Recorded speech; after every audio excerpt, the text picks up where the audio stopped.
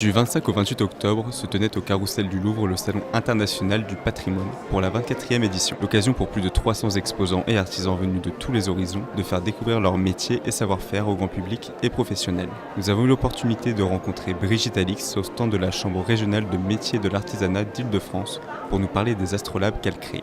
Brigitte Alix, profession inconnue au répertoire des métiers astrolabiste.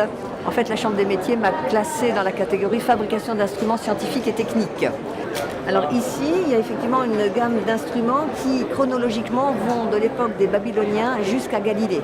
Et tous ces instruments, ça c'est une petite précision importante à savoir, ce sont des instruments qui modélisent les mouvements du ciel pour pouvoir se repérer dans le temps géographiquement. Donc les instruments qu'on voit ici, il y a la sphère armillaire, conception géocentrique de l'univers. Les Babyloniens ont considéré effectivement en observant la voûte céleste que l'univers était une sphère parfaite, la Terre est au centre, parce que tout tourne autour de nous quand on a les pieds sur Terre. Ensuite, on passe à l'Antiquité grecque avec les astrolabes et un principe de projection géométrique qui s'appelle la projection stéréographique qui permet de passer du 3D au 2D. Ces objets, effectivement, si je les avais recopiés, tels que ceux qu'on trouve dans les musées, ils ne seraient pas utilisables aujourd'hui.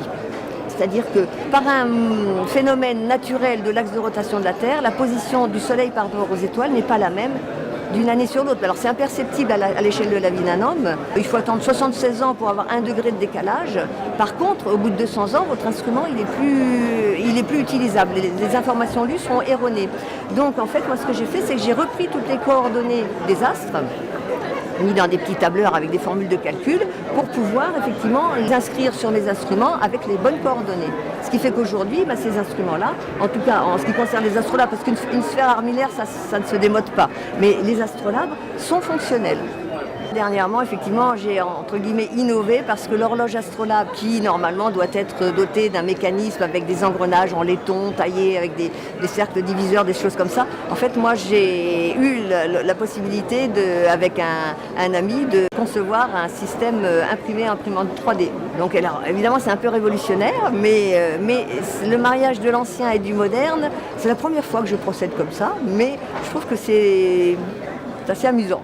Cet ensemble-là est relié à cet ensemble de roues qui s'engrainent les unes avec les autres, c'est relié ici. Et donc, la petite roue-là va faire tourner le mécanisme, comme ça, de façon très régulière. Et toutes les roues vont donner les différents mouvements à imprimer à chacune des pièces de l'astrolabe. Et tout va fonctionner. Du coup, j'ai décliné la gamme des astrolabes particulièrement en PVC.